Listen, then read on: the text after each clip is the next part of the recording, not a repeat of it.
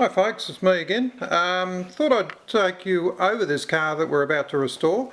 It's probably worth remembering that this car came to me about 6 months ago. It had been parked up for a couple of years. In fact, I'm just looking at the rego and probably about 10 years. So it's been a fair while between drinks for this vehicle. The good news is that it's been running on LPG exclusively. The bad news is it hasn't got a fuel tank, it's only got a gas tank. But anyway, we're going to strip it all down and have a good look at it. But let's have a good look at the car first before we sort of move on to pulling it apart. Good on you. So this car was purchased through the P76 Car Club. It was a vehicle that was owned by a previous member who's consolidated his fleet a little bit, and because we provided him with some parts and support, he decided to provide the club with a bit of support too. Obviously these wheels didn't come with it. These are 15 by 6 inches performance wheels made by a firm in Adelaide to the correct offset for a P76, which is a little bit different to the regular Fords and Chryslers because of a clearance problem we do have with them with their front struts. Anyway, moving around the car now. You can see it doesn't look too bad at all. Still got the original wind deflector in it. Moving into the car, it's been reupholstered at some stage with some sort of fabric, which we won't continue to have in it. We'll go back to pretty much the original brown leather look, which we call imperial leather in these cars. So the steering wheel horn button is missing, but that's okay, we can cope with that. 2-bar automatic, used to be a column shift auto, but the guy's done a fairly good conversion of it. Has non-factory air conditioning, and it's not actually a aftermarket air conditioner prescribed for these vehicles either. But it's a fairly good one, and if it works we might keep it. Otherwise we might just go back to the factory original, which I've got a couple of those still sitting in the shed here as well. Alright, to open the bonnet we just pull the lever here. You can see that it pops. P76 a little bit different to the other run-of-the-mill 70s cars. The idea being that once you pop the bonnet, instead of standing in front of the car like this and not seeing any traffic coming on from the other side, which may come along and skittle you, Leyland actually forced you to come over to the passenger side of the vehicle, which meant that you're away from the traffic. You place your hand under here and there's a little lever. You push down with your thumb and push the lever away from you or towards the driver's side, and the bonnet just comes up. You can see that it's pretty well balanced, fairly light to push up. Up it goes, and then it has a locating clip down here. Alright, under the bonnet what we've got is a standard P76 V8 with which is a 4.4 litre. What's not standard is this carby, which you can see it's a fairly large Holly, and we've got the little snorkel coming out, which is made by IMCO, and that's for the gas, and then down here we have the gas converter. The other thing that's not standard in this car is this great big Ford Crossflow radiator. Many Leyland owners were experiencing overheating problems and did their own fixes for that, and this is one of the more innovative ones. Down here is where the battery normally goes, and again there's not much corrosion down there, so I'm pretty pleased to see that. And generally speaking there's just a few holes have been drilled which will fill, and going around here again no rust in the critical spots. Lots of relays are being put in, different fuse boxes, all to try and make it a little bit more reliable. Obviously he's had problems with the heater tap, so what he's done here is actually put a manual tap in which you can turn on and off, which is off there and on there, to turn the heater on and off in the car. We'll get rid of that and we'll go back to the original because they're actually not that difficult to repair or replace. So moving around to the front of the car now. Again, this isn't the standard sort of livery on it. Somebody's gone along and just gone and hit it with a can of flat black or matte black, but we're not going to keep that. We're going to go back to the original, which I think looks a little bit better. Coming over to this side now, you can see the air conditioning compressor one of those big twin cylinder jobs, zaps a lot of power from the motor, but extremely efficient at pumping out icicles if you're really having a hot day. Down here they've put a conglomeration of air horns in it. We'll see if we can get them working, because that might be interesting to keep, but we might conceal them a little bit better than that.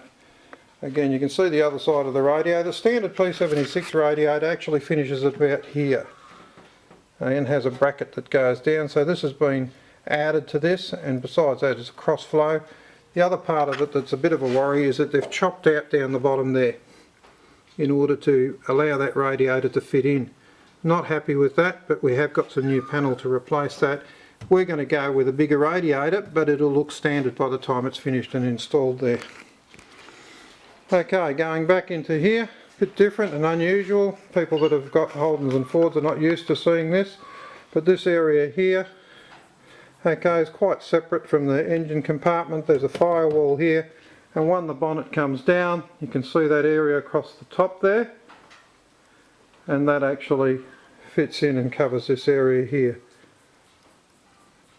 Okay, and there's your concealed wipers, and this is how we access our wipers on the Leyland. We have to do that. They come off fairly easily too, but we'll get to that a bit later on. Looking across the roof, it's all nice and straight. And we come down the back, and again looking for this normal sort of corrosion along the back window here. It's not there, but again I haven't looked underneath. A few worrying areas, got a bit of corrosion coming through here. Haven't pulled these off yet, but I can see a little bit here. And we're setting some crow's feet around here in the paintwork. Not sure if this panel's been replaced at some stage. I'm not sure if you can see this either, but you can see some cracking along here. It's quite normal in the Leyland P76 to see some cracking around this area here, because this was filled. There's a joint across there, and they just filled that. And another area that's a little bit rough often is across the top here, because the panel sort of cuts across there, and they lead filled and wiped that area. And again, didn't finish it off too well because it was a mass production car, but we can finish that off a little bit better. Okay, moving around to the tail, we'll see that it's got not much in the way of dents again. Looking pretty good for a car that's been a daily drive. And we'll just open up the boot. Now again, the feature of the P76 is this switch here. Great little switch, turning it anti-clockwise, and the boot opens. Now we have some spare trim that came with the car, and a fairly carnivorous boot, apparently able to hold a 44-gallon drum. But on top of that, look at that up there, it's also holding a 104 litre Minton Rod stainless steel gas tank. So even with a 104 litre gas tank, you could still fit a 44-gallon drum in here. Quite good stuff. Big worry here though, not sure if you can get it, is that brown stuff in the corner there. That's foam that the previous owner has somehow decided needed to be put in there. That's going to be a terror to get out, because it's done on both sides, and I'm not quite sure how I'm going to tackle that yet, because I've not come across that. All these brown streaks across here, that's anti-rust and anti-corrosion stuff that was put on the car from new. So whilst it looks like corrosion, it isn't. It's actually this brown sticky liquid that was put into all the crevices in the car, and they've actually drilled holes in various spots to get it in. But it'll clean off, and we're quite happy with that. Close the boot. Again, looking down the car, flat panels are looking quite good. Not much in the way of dents in there.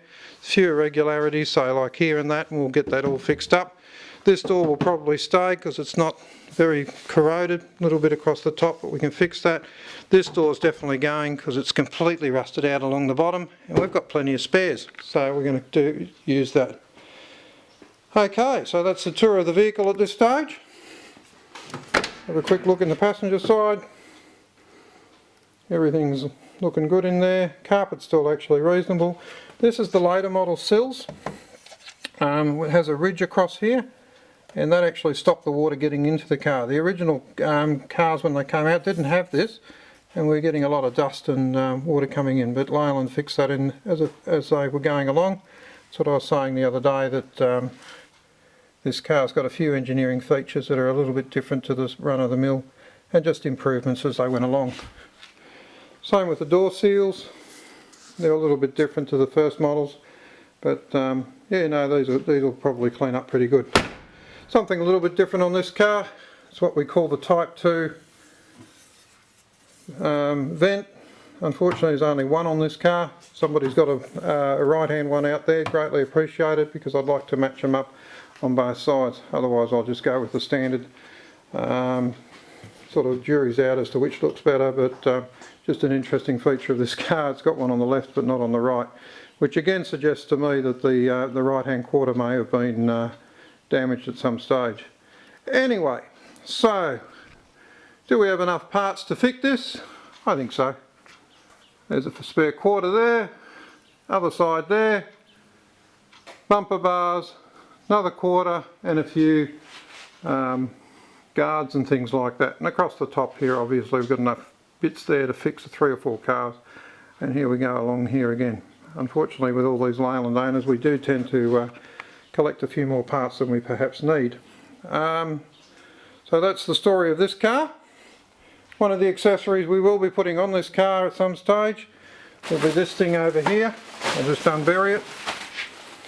It's an original Hayman Reese tow bar. It actually came off my father's car many years ago. What we'll do with that is get it cleaned up, probably powder coated, and we'll pop it under this car too. You can see how deep they went down, and they bolted to the chassis at many points. So they're pretty good, strong tow bar, and I'm pretty keen to get that back on the car, because out the front I've got a Caravan that we might tow later on. Okay, you also see that it's been tinted, the glass. It's in pretty good nick, and we'll try and keep that in there as well. And just for you, all you train spotters out there that really want to get the ID number off this one, there you have it. Okay. So she's a pretty late model one, but as I say, it's got a few interesting features on it, which I haven't seen on a model of this year before, but that's all okay. So there we go. Hope you enjoyed looking at my new acquisition. I'll put the bumper down and the bonnet down in a sec, and we'll close it up, and we're going to start doing some work on it shortly. But there it goes. Again, this one's actually pretty easy to close, usually just 2 fingers, and it's closed, locks there and in the centre.